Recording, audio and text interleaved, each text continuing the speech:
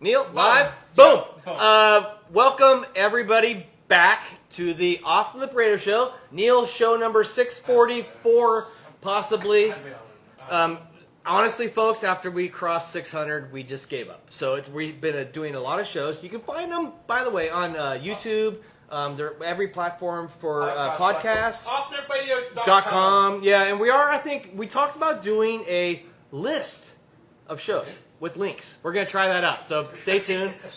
And also, for you guys, yeah, you weren't sober that night. Everybody on Facebook Live right now for Santa Cruz Waves, welcome back to the show, because it's a rebuttal show for Measure D here in Santa Cruz. It's a big deal. I know if you don't live here, you know nothing about it, but we have a rail corridor here that a freight train used to go up and down that is abandoned, in my opinion, and we're going to figure out what is going to be done through a vote. Tonight, Mark Massili-Miller, he was here 2 weeks ago. Yeah. He is leading the No on D campaign, and you can watch that show. Look anywhere on the internet, you'll find it. You can hear the No side. Tonight, Bud Colligan is here, who is representing, I would say, the Yes side. It's kind of an MMA fight, just so you know. So he's been training, and and I know he did his weigh-in last night. Looked pretty good, kind of cut. With the referees. Bud, welcome to the show. First and foremost, thank you. Thank you for tuning in, folks. Neil, I know we both have questions about this show. First and foremost, for the viewers who know nothing, I'm going to discuss something very important. Yeah. We've always remained Switzerland. Sure, total Switzerland. Yeah. But are we going to remain that way tonight? Yes, we are. Well, Switzerland with a curve, Austria border, possibly. I don't know. But can you just let people know who are tuning in, who are not maybe living in the county or have any? I feel like if you don't live here, you don't know about it. You don't live here. Can you tell them basically what this initiative is? So, thank you first of all for being here. Well, it's exciting. I really enjoy the wine, and it's cool. It's a Pinot, by the way. Yeah. But hold it, just so you, Neil. It's $9.95. I know, but I have to interrupt real quick because you are. I feel like kind of El Jefe with the Yes contingent. And Neil, when we first wanted to get a contingent, Bud, we had to go up a level to get you here. So thank you. What happened? His friend Will Miller contacted me before the end of that last show with Mark Massili-Miller. Right. There was already an email. As soon as I turned the thing off, there was an email. Neil, we deserve equal time. Got it. Right. And then I talked to Bud. I think I called you or emailed you. He said, we're going to send our spokesman. I go, Yeah, no. Spokesman's not going to happen. Not going to happen. No. We don't want to talk to spokesman. El Jefe or nothing. That's right. Yeah, okay. Right, okay. He goes, I've heard about your show. It's fun. I'll come on the show. Okay. Before you describe Measure D, how long have you been behind it, just so the viewers can get an idea of your passion of and. Sure. I've been working on this issue for 8 years, and just started with a walk on the corridor, and I saw that the current plan was really ridiculous, and we needed a different plan, and I've been advocating for it ever since, and that is for a wide multi-use trail that would be safe and healthy for all Santa Cruzans to use. And that's still the vision, and we hope that Yes on Measure D will prevail. Jump in. Go on. The main thing about Measure D, the railways, to get people out of their cars and to commute into Santa Cruz, correct? The rail? Yes. You mean? Yeah. Well, yes. I mean, that is ostensibly the idea that somehow a passenger train would get people, but the studies all show that very few people would ride it because it doesn't go near our major employers. And for people commuting from Watsonville, if you know where the Watsonville train station is, it's not near any residential areas either. So, you arrive at Dominican Hospital, you're 2 miles, you arrive at 17th Avenue, you're 2 miles away. You arrive at Natural Bridges, you're 3.3 miles away from UCFC. So the only employer it goes near is the boardwalk. And that's not, a huge employer here in Santa Cruz County. Right. Is Highway 1, okay, anyone who commutes on Highway 1 knows, in the mornings, traffic's terrible. In the afternoon, it's terrible going the other way. I have to make sure I leave my house. Like I go to yoga here at 8:30. I got to leave my house at 7 o'clock because I want to beat traffic. and I can sit here at the other end and play on my phone for a while. If I get on Freedom Boulevard at 8 o'clock, Yes. but Freedom Boulevard right there on Highway 1, it is a parking lot. Sure. You know. Okay, and- so sorry to interrupt. Highway 1, big part of this whole campaign. We're going to take cars off Highway 1. They're going to be stacked in this train, holding onto the rail, zipping down the corridor. Has there been a study done that would tell you how many cars would be taken off Highway 1 and put on the train? Yes. That was called the Rail Transit Feasibility Study in 2015. And that's one of the reasons we started getting energized about this issue, was because that study showed that approximately 2,500 round trips would occur per day on the rail line. So then we said, well, how many cars are on Highway 1 every day? Each way, over 100,000. So like, oh, so this train that we would spend $1.3 billion for is going to take 2% of the people off of Highway 1, and that's if ridership projections are met. We know from VTA over in San Jose, Yeah. the Smart Train up in Sonoma Marin, that those are running at like 20% of what they originally said were going to be the projections. So we're like, okay, so if it's not 2,500, what if it's only 500? Or what if it's 750? Boy, this is a big investment for a very small return. Everyone's worried and cares about the traffic on Highway 1. But our vision is that for all those 3 and 5 mile trips that people take in their cars around our city streets, that hopefully those would move to electric bikes, to regular bikes, to e-scooters, to skateboards, to other forms of e-mobility, which can occur sooner and faster on something like Greenway on the rail corridor. Was there a study versus, like, I know it's always, I hear Watsonville, right? We're gonna commute from Watsonville to Santa Cruz. It seems to me like it's a big part of it. But I wonder, has there been a study of like what will happen from like Capitola Village to Midtown, or like the short commute, taking kids to school or grocery store is? Yes, that's what I find very frustrating about this whole debate, is that there are studies like that, but at the Regional Transportation Commission, often no one looks at the data, right? So of that 20, the RTC, yeah, the RTC, they don't talk about that. they do, but there's like amnesia after a couple years. People don't realize, oh, well, we did a study on that. We looked at that carefully, right? And in the case of what you just asked, there were only, of the 2,500, 300 of them were from Watsonville. And so people say, oh, yeah, we need more a train for Watsonville commuters. Well, if only 300 a day are going to be using it, I can tell you there's a lot better ways of dealing with that kind of traffic than Right. Right. paying over $1 billion for a train. I often cite the example, Carlos Palacios, who is our county administrator. In one fell swoop, he moved 600 jobs, people that were commuting from Watsonville down to the new county building. I don't know if you know, but the West Marine building Yeah. that's in the Westridge Park down there, that is going to be the new county building down in Watsonville. And he said, everybody that's commuting north, 600 jobs are going to be in that Wow. building. I said, wow, that's great. The train was going to move 300 people, and in one fell swoop, you move 600 people down that are going to stay in Watsonville and be able to do their jobs there and be closer to their families and not being on traffic on 101. And what? He actually saved the county money by doing that. Yeah. Wow. That seems like the right kind of investment that we Right. should be making. Right. Absolutely. That's an interesting story about that. Well, one of the things I kind of Yeah. like, They kept that one from us. well, no, they don't really like. I haven't seen some solid reporting on that, you know. So it's interesting to see like there's other ways that you can take people off the road. Here we go. Yeah, people off the road. Yeah, this is my my nephew. I'm going to give him a little credit here. I see that. Lemon Life. Okay. Yeah. Nephew's name?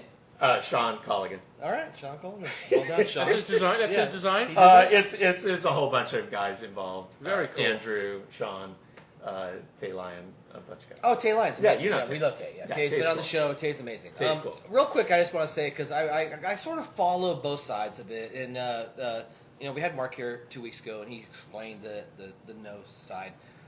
A big thing I always hear about is Roaring Camp. Yeah. And possibly And rail banking. well, rail banking, and we'll get to rail banking. But I always feel like I everyone has a soft spot for Roaring Camp. Sure. You know, they rode it when they were a kid. It's so amazing. And you're going to take Roaring Camp and put them out of business. And can you explain, because I think it's really important, can you explain, in your view, as a rebuttal, what is up with Roaring Camp and this initiative? Sure. When we developed the initiative almost a year ago now, Section 3.3 of the initiative says protect and preserve Roaring Camp. We went out of our way, and I went up and met with the CEO of Roaring Camp, Melanie Clark, and I said, look, we're not in this to hurt you at all. We want you to thrive, etc. We actually put it in the language of the ballot initiative, protect and preserve Roaring Camp. Unfortunately, the train extremists got to Roaring Camp and said, gee, you need to be on our side. Roaring Camp has 2 locomotives down in Watsonville right now, right? In Watsonville? In Watsonville. They can't get them up. Why can't they get them up? Up to Roaring Camp? Up to Roaring Camp. They can't get them up because, first, the tracks were washed out in 2017 in the winter storm. You got to cross the trestle at Capitola. Okay. And then, when it was finally repaired in 2021, the Capitola trestle was declared unsafe and out of service. And there's also a trestle in Seascape that's declared unsafe and out of service. Okay. How long is it going to take to repair the Capitola trestle? Good question. Yeah. Do you have an answer? Well, it's got to be replaced. Right. And the RTC estimates there's going to be $30 million to replace it. You've got California Coastal Commission, you've got Fish and Game Wildlife, you've got the city of Capitola, you've got the RTC, you've got the county. You got a nightmare. You've got a nightmare. Sanctuary. And it's a historic structure. You've got all that stuff. It's not going to be done for 20, 25, 30 years. Is that going to be like a Roman aqueduct? Is that what we have? Is that what we're going to see? I think Manu on our show said it was going to cost $6 million to fix that trestle. For people? $6 million for people, for bikes and pedestrians. Not for trains. No, $30 million low estimate to replace it. And I just mentioned how difficult it is going to replace. Right. So I said to Melanie Clark, gee, you haven't been able to get those locomotives up for 5 years. You know, Terry, you run a business here. Mm-hmm. You know, you plan for a year or 2, 3. Right. Maybe you have a 3-year plan. I don't know. Yeah, you have a 6-month plan. Actually, no, we're like 3 months. Yeah. We wing it, folks. Right. Yeah. Yeah. So I'm saying, okay, Melanie, you're going to be in this business for a long time, but if you can't get those locomotives up for 25 to 30 years, you're in the antique train business. You've got to figure out how to replace the parts, etc., of trains that you have up. You talked about the buses being antiquated here. Yeah. Right? You talked about earlier. We met about the buses being antiquated here. That they have a 12-year life cycle, and we have buses here that have it now still running. They've been in use for 20 years. Right. I mean, I drove by Roaring Camp today. I came down from Boulder Creek to down to Santa Cruz, and every time I drive by there once a week. And those trains, everything there is antiquated. There is nothing that's there. their business. They run an amusement park. But there's nothing there that's shiny. There's nothing there. It's old. It's a Civil War reenactment. But I want to make a point to you because you asked me about Roaring Camp, which is we are 100% for Roaring Camp. Even though they're against us, we're 100% for them. We want to preserve the beach train. There has never been a threat to the beach train. Measure D only applies from the San Lorenzo River south. That's in the language. We're not trying to affect anything north of the San Lorenzo Bridge. Why is that? What? They got involved because they came up with this PR thing around Save the Beach Train. The RTC, Bruce McPherson, the supervisor from there, said there's never been any threat to the beach train. There's no threat to the beach train. So they want the tracks to remain open so they can get locomotives up from Watsonville to Felton. And our point is the RTC said that it's $50 to $65 million to repair those tracks and another $30 million to repair the Capitola trestle. So I would ask your listeners, are they willing to pay close to $100 million to subsidize a private business in Felton? Right? That's really the question that the listeners should ask. We're not threatening the beach train or Roaring Camp, but should they pay $100 million to a private business so that we can continue a freight business that does not exist any longer? There has not been freight on the line since the Cemex plant closed in 2010. Right. Does Roaring Camp own their property?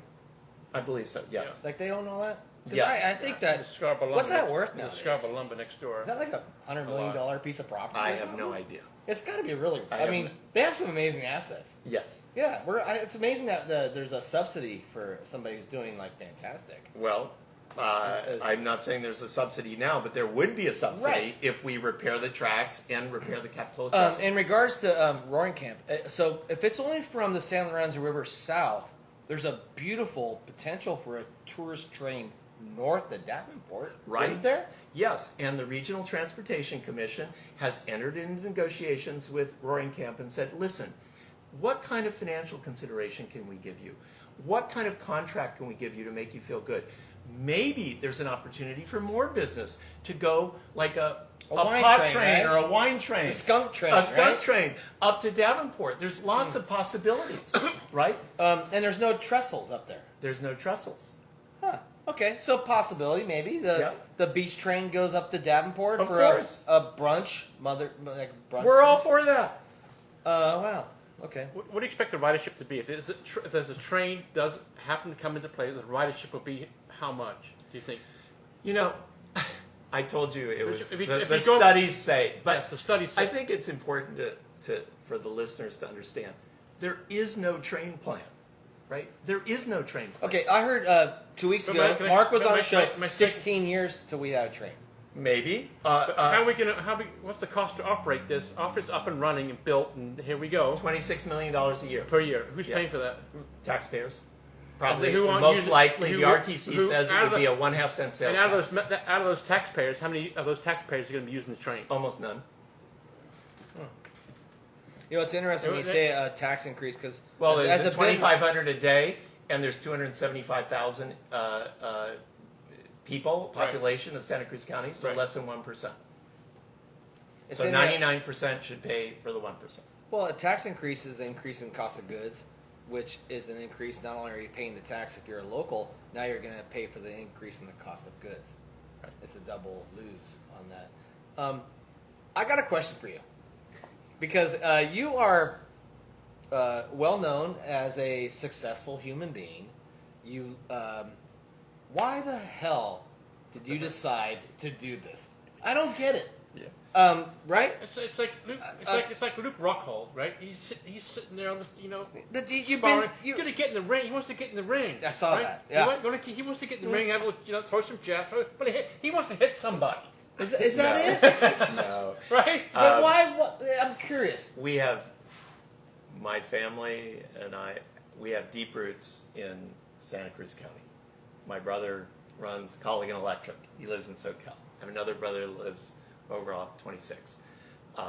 My parents lived here for a while. My sister went to UCSC back in 1971. That's how we all started coming here, because we all grew up in Southern California. We do a lot of projects around Santa Cruz County, but there's very few that have this kind of impact. When you think about a corridor that all of us drive by every day. Well, he lives on it. Yeah, you live I on it. do. Yeah. And you see rusted tracks, you see weeds, you see debris strewn all over the place. And you drive by that for 10, 15 years, 20 years. You start going, gosh, what's wrong? Why can't we come together as a community and start using this incredibly valuable asset? The Monterey Coastal Trail gets over 2 million people using it every year. They did the same thing, but they did it in 1980 before rail banking existed. Rail banking was started in 1983. By the way, just so you know, my wife and I, we actually put the cruisers. I live on the train tracks. My fence falls and lands on them. We actually put our cruiser bikes in my van and we drive. and to you go, Monterey, yeah, and we ride on their trail. Everyone in Santa Cruz does. They go to It's Monterey. also the same thing in Los Yeah. Gatos. Los Gatos runs through the one that runs through Yeah. Los Gatos, Persona, through Campbell. I'm guilty of it. I Right? swear to And my dream, but I told you this earlier. Yeah. I have a dream of a garage door on my fence that I could like roll up, and I would just roll out with my. I currently pedal, but I have this vision of an electric bike that I could just go maybe a half mile to New Leaf Yeah. and get a quart of your milk or groceries. something. Yeah, you know, sure. and not take my car on the road. Right. That's Over- my dream.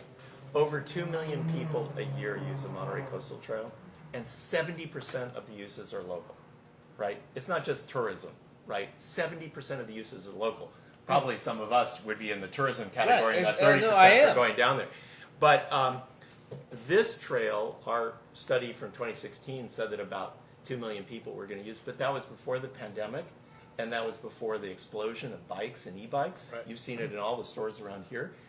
I think, upwards of 3 million people could potentially be using this every year. That's impact, and that's why I'm involved. Okay. Listen, people, Neil, if you don't, a winner tries.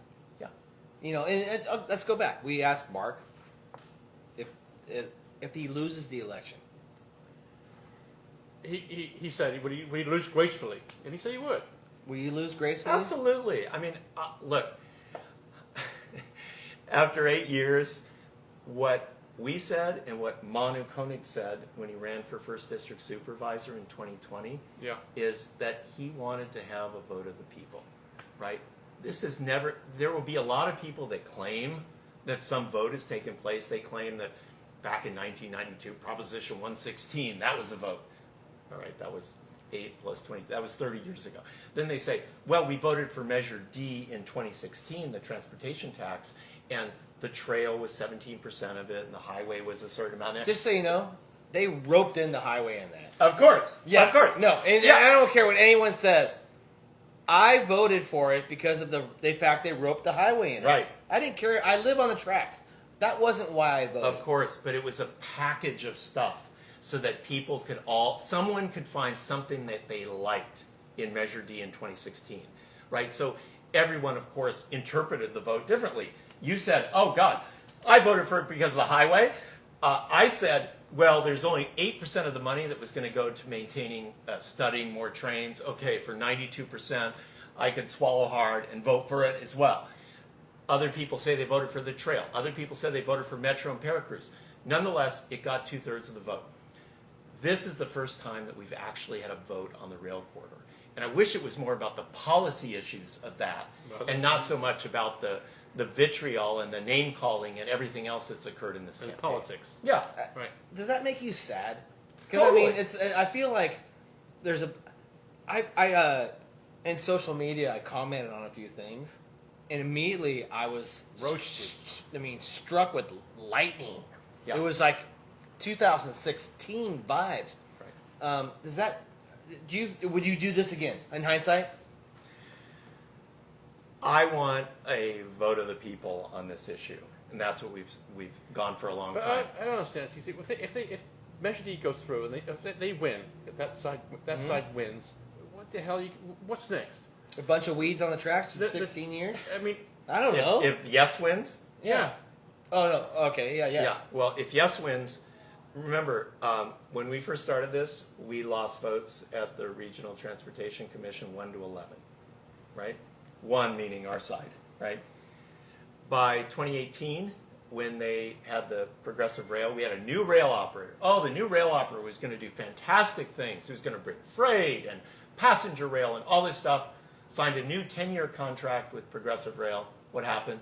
They resigned in 2 years. Horrible contract, never should have been done. That vote was 4-8.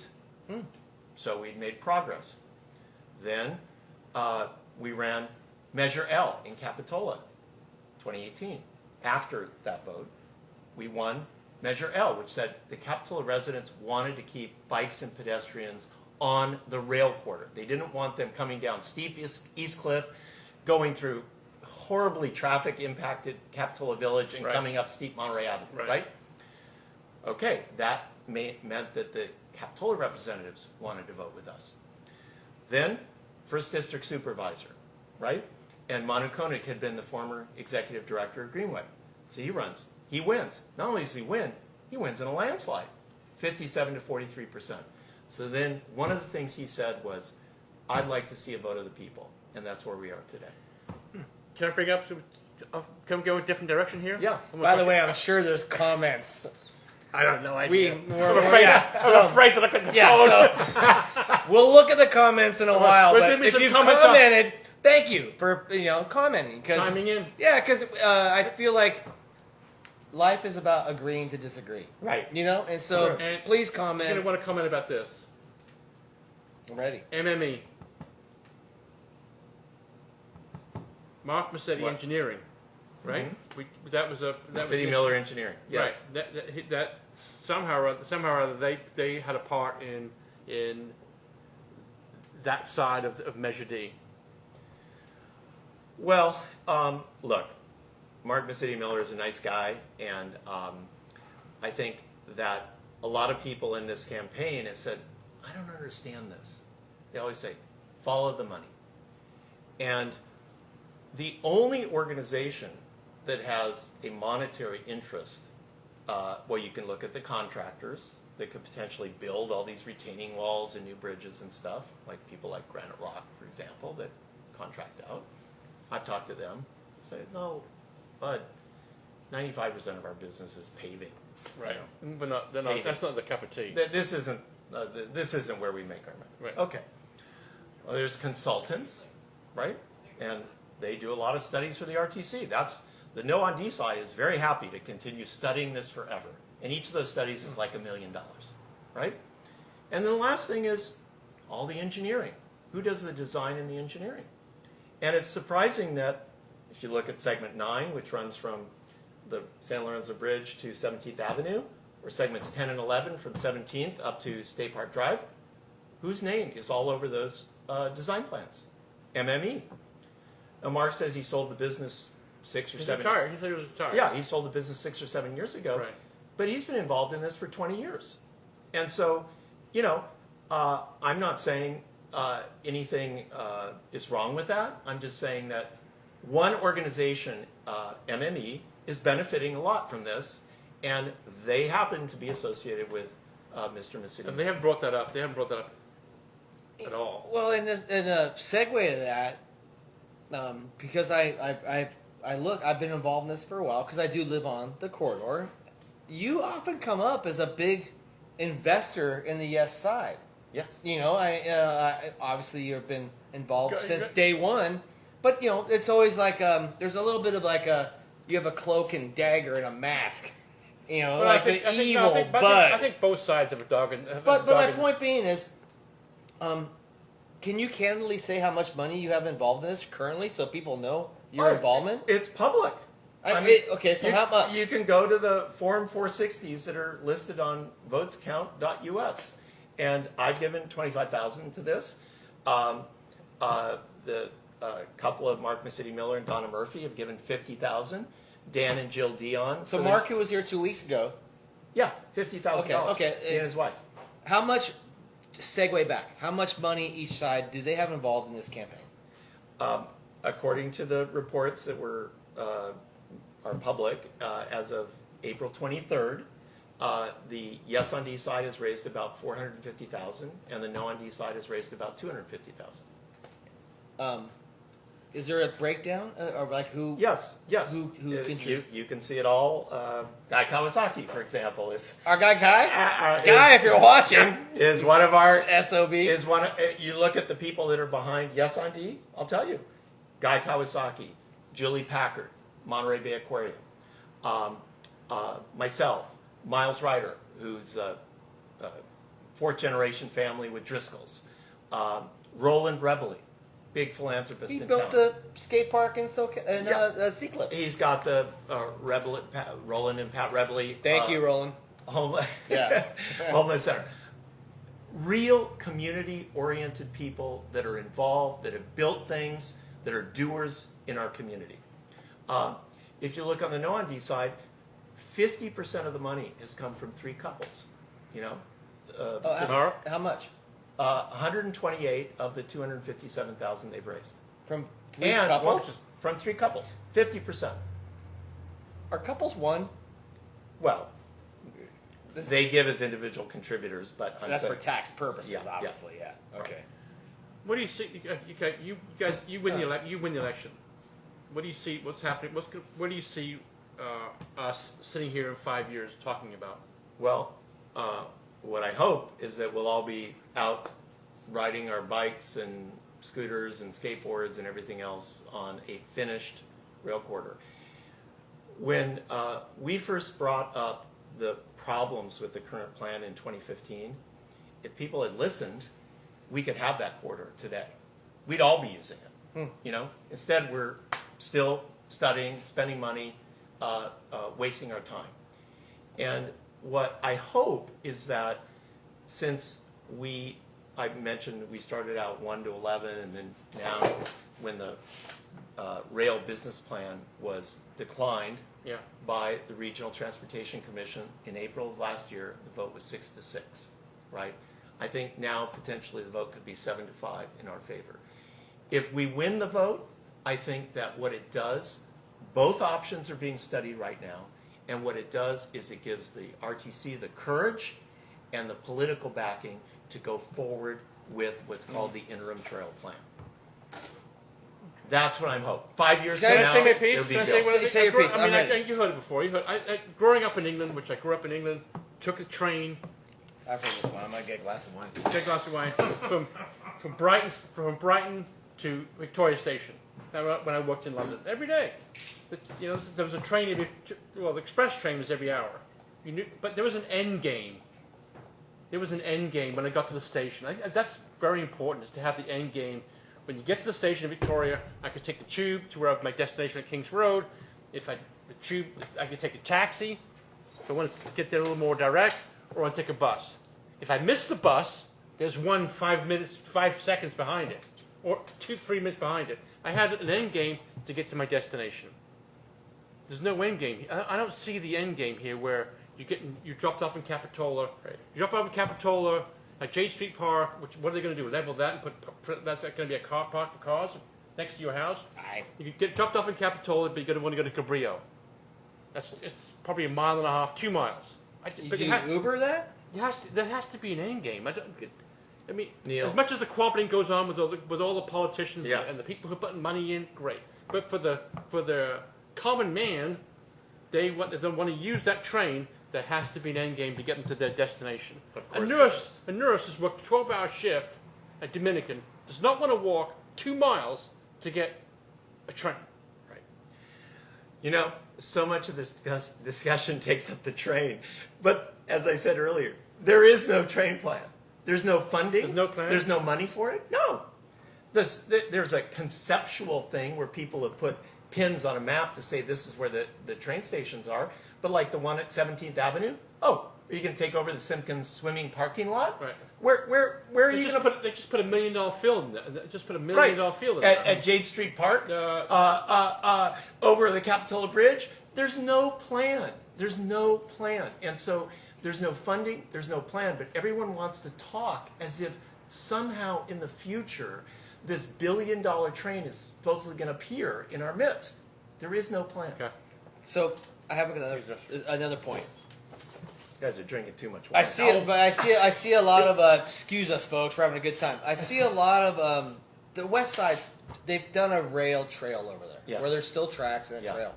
How wide is that corridor over there? I'm just questioning where I live on my corridor. It's a good point. A lot of people on the west side think that the entire rail corridor looks like the west side, right? Is it wider over there than my yard? Because out my gate, it's so narrow. It is.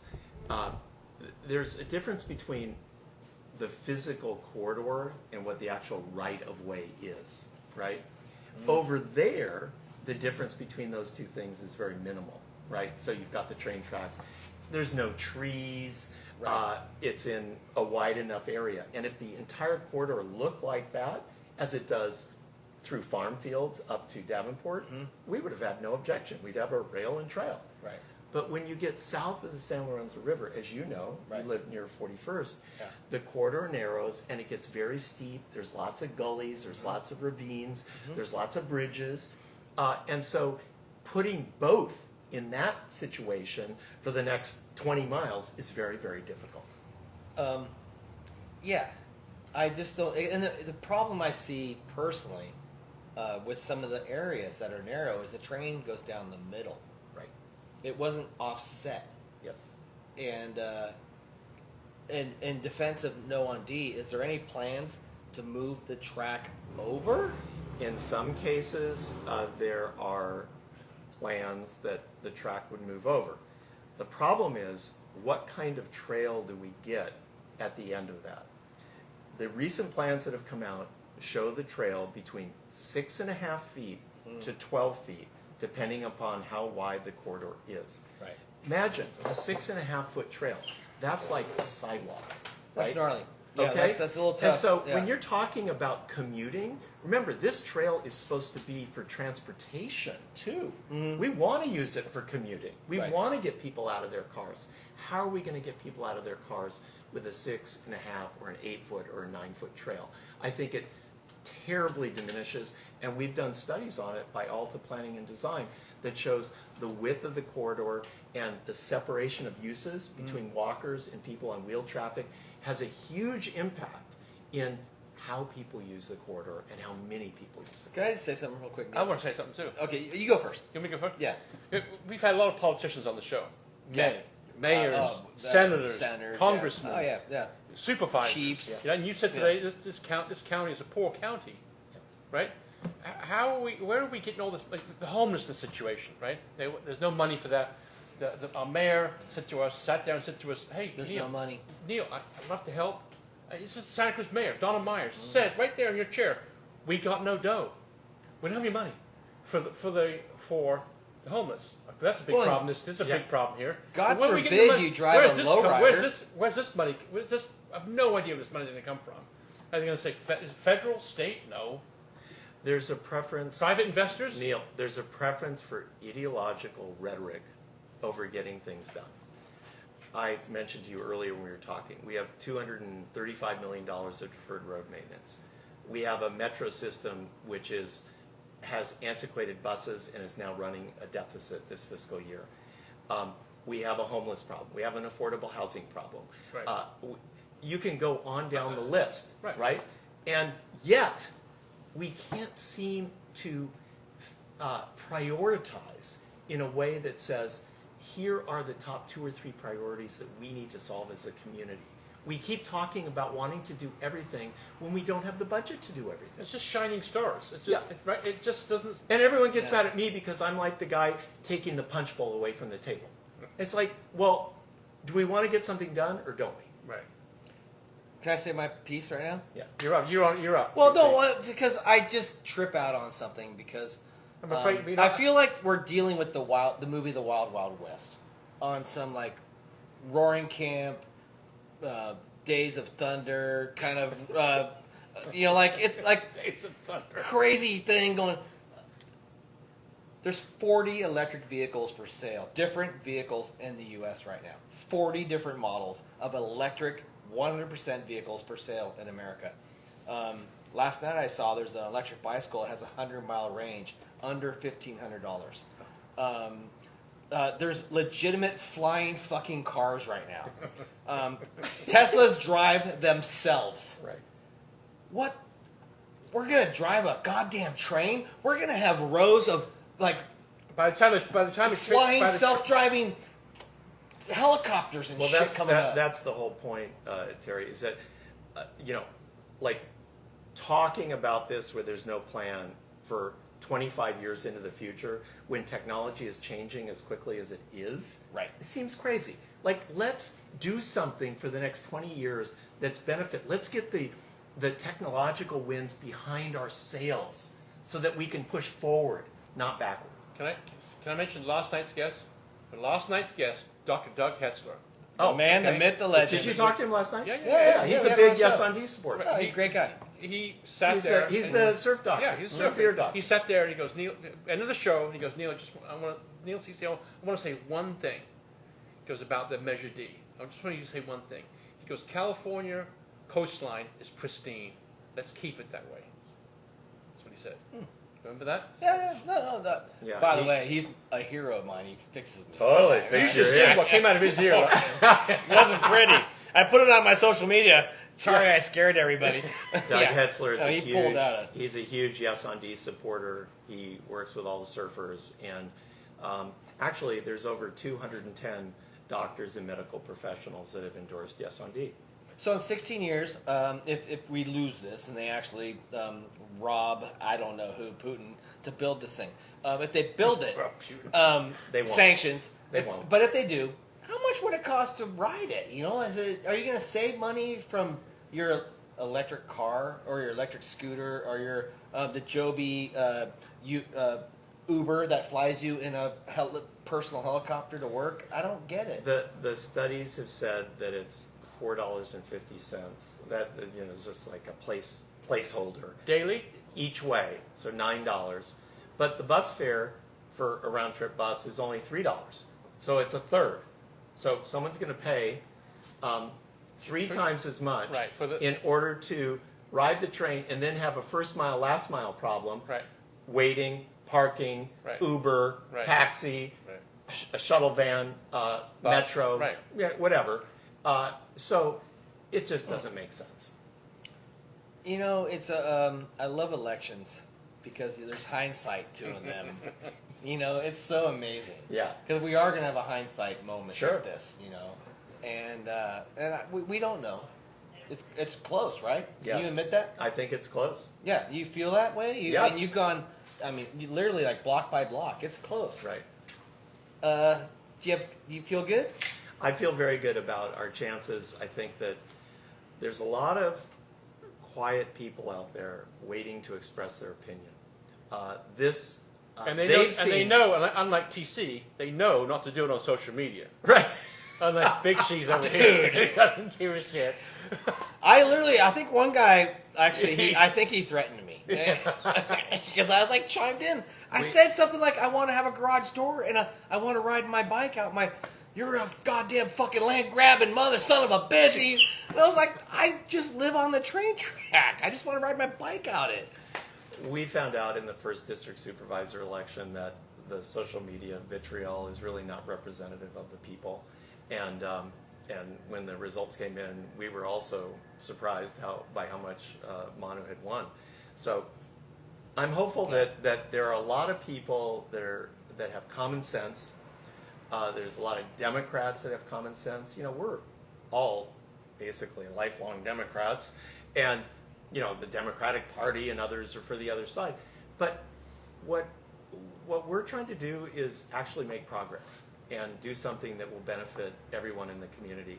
And I think when people sit back and look at the waste, the time delays, the practicality of what is being proposed by each side, I think that they're going to vote yes on D. Can you tell me right now? Because everybody says each side is lying. Can you honestly tell me? Because I know you're honorable, Yeah. successful. You didn't get there by being a liar. No. That doesn't how it works. No. Is there a percentage of how much of your campaign is not true? Can you? Our campaign has been completely positive. You go out, look at our signs. What do our signs have? They have people riding bikes, walking, having fun, being with their families, right? What does the other side say? No! Right? And sometimes the signs are right next to each other, and I'm like, geez, this is interesting. They don't want kids to ride their bikes to school. That's what they're saying. No! Right? We have a science teacher at New Brighton Middle School. His name is Dean Cutter. Do you know Dean? I know Dean. Yeah, You know Dean? Yeah, my kids went there. Right. Yeah. He's been walking around with his backpack with a big Yes on D I sign. saw him the other day. Did yeah. you see Yeah, him? I saw him on public. I saw him on East 7th Cliff. Avenue too. I did a double take. I'm like, who the hell was that? He was like, is that Dean? I saw him East Cliff Drive. Yeah. Parading up and down. Yeah. He says, I've been walking all over. People, just to engage people, have people ask me, what's going on? He says, do you know how many of our kids don't ride their bikes to school anymore?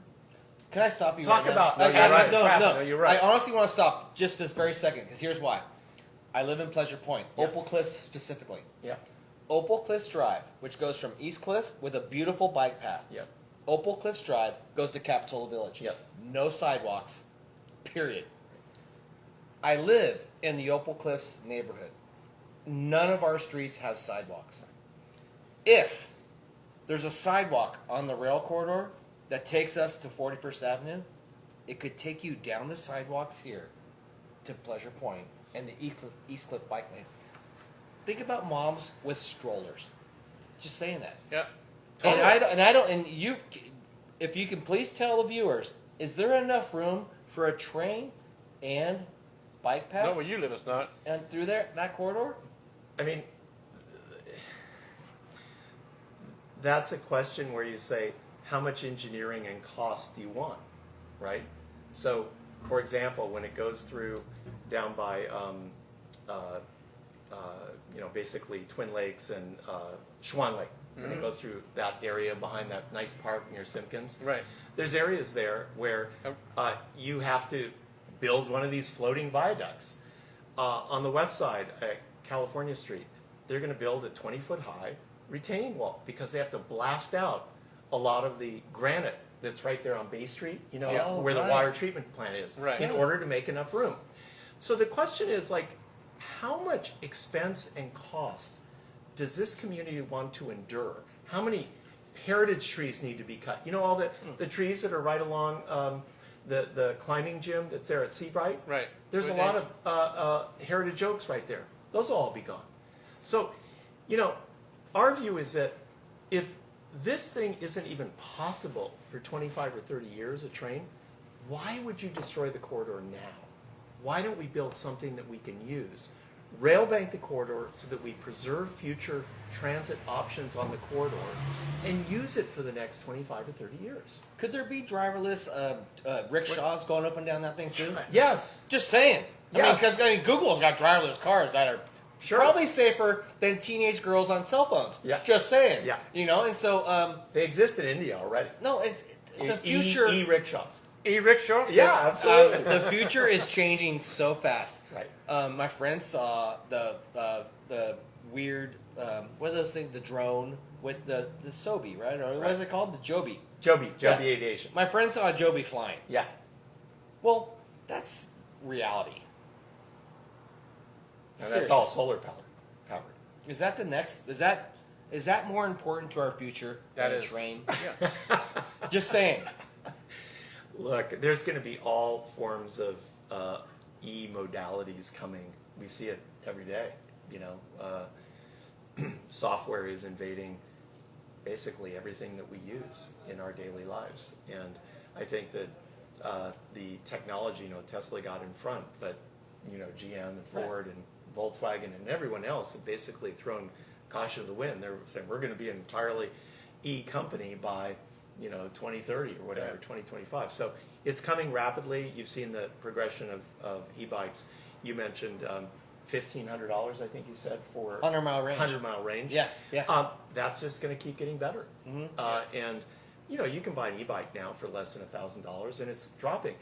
I would rather put the money into e-bike loans for low-income residents of our community. Yeah. Imagine we could do like 200 million of e-bike loans and give everybody in the community an e-bike. Yeah. Right. Yeah. So I think that That's better. we need to. That's money well spent right there. Yeah, we would be so much better off thinking differently about the opportunities in front of us. Larry Page owns a house literally a third of a mile from the rail corridor. It'd be crazy for somebody like Larry Page not to say, I'm going to do this too, to create a new vision for the world. Right. Like some of the other very wealthy humans who want to give back. We could be at the forefront of that. We're 30 minutes from Silicon Valley. We're in a town who cares. Is there a future, do you see that as well, of like somebody huge, saying we're going to adopt this to make it a map for the world? Oh boy, I'd like to see more of that. We're going to have, I'm not going to say it right now, but we're going to have an announcement tomorrow morning. And you'll... Hang on. Tomorrow morning. Hold it. Yeah. Complete bullshit. No. You can't. You can't do that. You can't do that. First You off, can't dangle right that now the carrot. keyboard jockeys are like bullshit. Yeah. Okay, give us a teaser. You will see some luminaries in Santa Cruz endorsing Yes on D tomorrow morning. Okay, all right. Luminaries. Luminaries. And Like they say, people that are very well recognized in Santa Cruz County. Really? Endorsing Yes and on more so than Guy Kawasaki. Even more than Guy. wow. And someone, all right. even more than And that's pretty hard to tease. get. Yeah. And Guy is a great supporter. Thank you, Guy, for endorsing Yes on D. Okay, so What time is that going to be? Was that going to be on the news, or is that 9 going to, a.m. tomorrow morning. where have we? where can they- Where at? There'll be a press release. I'll send it to you guys personally. well, Mark wants to watch that. What is it real? Is it? It's real. You can't tease us like that. I got it. It's Can't believe that. What the hell? Jeez. I'm going to send it to you guys at 8:45. Okay, we're gonna break it. We'll break You'll it. break early? it. You'll okay, break it. So early. on the off lip website, well, Whatever. Yeah. We're breaking it. I just want to say, I want to congratulate you because you're successful. You didn't have to do this. Nope. You could totally be on a catamaran in Fiji right now, having a great time. Sounds wonderful. So, the fact that you care about your community enough to fuck up your retirement, I congratulate you for that. Because win or lose, the winners try. Yeah. You know, people who just keyboard jockey and talk shit about it, I don't appreciate that. Yeah. I appreciate But people who make an effort, and I want to congratulate you that because I know you have had people probably see you in the grocery store and said negative things, right? Well, No, I've never had that happen in the grocery store, but certainly on social media. But, you know, it's not just about me. It's about our grassroots movement. You know, we started with nothing 8 years ago, and slowly it kept growing and growing and growing and growing. It was an accident. Yeah. And I used to have a Friends of the Rail and Trail sticker on my car. And I can tell you, there are lots of people like me who have looked at the data and have switched sides. And I hope that people that are listening to this will actually look at the actual data. Where can people go look at that data tonight? Yeah. People watching this show, where can they go look at that data at? You can go to the yes-greenway.org website, and you can see our campaign website.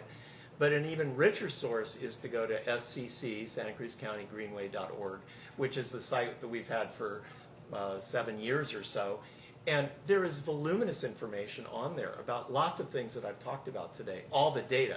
Most people don't want to gig out, you know, completely on this topic. But if you are someone that really wants to look for the data, go to sccgreenway.org and you'll find a voluminous amount of data that supports what we're talking about. And at 8:45 tomorrow morning, look on the Off the Radio Show Facebook page. Big news. Or Santa Cruz Waste Facebook page. I with know, a it's going to be huge. big luminary announcement. Yeah, luminary. Luminary. I love how important this is to our community. Like I remember Wing Spread. I don't know if you remember. Oh, Wing yeah, Spread. yeah. Wing Spread. When I was a younger, I got involved in like age 19. I hung an anti-wing spread thing. Ooh. Yeah, very Yeah. early. But I love when there's issues in our town that make people pay attention, and this is one of them. It definitely You know, and whether you're for it or against it, what I love is people are paying attention. And when you pay attention to your community, you become a community member. Whether Yeah, but you're you know for what, it you see, or you know, against it. you You know what I mean? I totally agree Yeah, with you. and You that's can- so important. But you can pay attention without slinging mud. Well, I don't. No. The slinging mud is emotional, so it's okay. It's not bad. It sucks Yeah. when you're at the end of it. But my point being is, if you're paying enough attention to take a side, you've become involved in your community, and I feel like that's important. And lose graciously, win with humility. Yep. But enjoy the ride because we need. I take it. I don't want to quote Hillary, but literally, we're a small town. It's a village. We got to look out for each other. Exactly, you know? and a lot of the people that are on opposing sides on this, we've got to learn how to communicate more effectively so that those that are in political power listen to people who don't have power, right? And I think that's the lesson of this campaign and why it's increased to this level is that when people gave legitimate feedback on a plan that was unrealistic and unfundable, they were told to go away. And slowly that grew and grew and grew and grew until it's the size that Greenway is today, where there's a lot of people that just said, we were shunned, we weren't listened to, the legitimate feedback we gave, which could have resulted Right. in a compromise plan Right. and avoided all this, was not done. Yeah. And so I think that's a lesson for all of us going forward, that we need to listen to people who have different points of view and incorporate that feedback into our plans. Yeah. Very nice. One more thing. I know you help out Cabrillo College. Yeah. Well, look, maybe give a prop to Cabrillo for this. I love Cabrillo. Yeah, I mean, you've helped out a bunch of students there over the years. Cabrillo is a place where people's Right. dreams come true. I mean, it's our first stop for college, and we support first-generation students that are getting their education there, and we're very proud of the work that we do there. I think, Cabrillo is a loved institution in this area. I went there for 7 years. 7 years. I had my own parking. I literally had I had my own parking spot. Just so you know. No, I Yeah, did. but the problem is his class overlooks over. As soon as there was a south swell, No, he's gone. it sucks. First off, if you're a surfer and you go to Cabrillo, don't have it overlook the ocean. Right. You know, I was like, exactly. I see lines.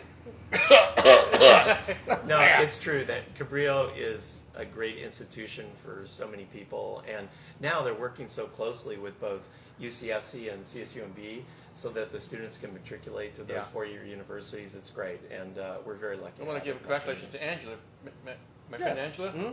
Her daughter went to Cabrillo, and then went to Berkeley, and tomorrow she's graduating from Berkeley. Hey, right on, that's great. Awesome. Well, you know, Isn't that cool? Yeah, it's cool, huh? Yeah. Yeah. Times are tough here in Santa Cruz. We know we have the highest rent in I think the country right now. I think we just won that. Yeah. And for families to raise children here, I mean, thank God for Cabrillo. Yeah. They're both working. We're trying to struggle to be here, and Cabrillo is a huge asset. Bud, I want to thank you for being here. Okay, Terry. It's been a pleasure. I really like hanging out with you and Neil. Thank you. Yeah. And I hope to come back sometime. Well, You're welcome anytime. win with humility, lose being very gracious, right? Yeah, right. Absolutely. And we'll see. We'll see what the people want. That's right. People, whatever you want. Just all I can say Make sure is you vote. please vote. Yeah, vote. I voted yesterday, and please vote because you can't complain unless you vote. Right. And Bud Colligan, thank you for being here tonight. Thank you I very appreciate much, it. Jeff. Yeah. All right. Thanks, Bud. Measure D. Thanks, Neil. Measure D is big in Santa Cruz, and Neil, thanks for. I feel like we gave a great forum Yeah. to both sides. to both sides, and I want to thank T Fox for allowing us to share this on Yeah. Santa Cruz Waves. Thank you for tuning in. Next week, what do we got? We got Amy. Oh, no. Shameless sex. Damn it. Amy and her partner. Her name escapes me right now. Well, But damn they're coming it. on the show. I gotta lie to my wife and tell her we're gonna do a band. All right. Well, hey, we'll see everybody next week on the Off Lip Radio Show. Thank you for tuning in. We will see you next week. OffTheRadio.com. Boom.